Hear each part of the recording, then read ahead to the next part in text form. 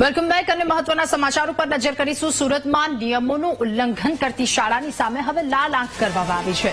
જિલ્લા શિક્ષણ અધિકારી કડક કાર્યવાહી કરશે। 55 સ્કૂલોની માન્યતા રદ કરાવવા માટે આખી કમિટી બનાવવામાં આવી છે। તપાસ કમિટીના રિપોર્ટ પછી શિક્ષણ નિયામકને પત્ર મોકલવામાં આવશે અને સ્કૂલોની વિગતવાર તપાસ કરી રિપોર્ટ રજૂ કરાશે। વધુ ફી વસૂલવાના નિયમ અંગે પણ કાર્યવાહી કરવામાં આવશે।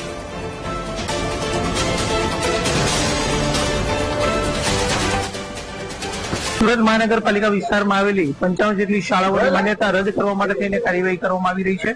આ માટે 5 સભ્યોની કમિટી બનાવી અને શાળાની ચકાસણી કરવામાં આવશે।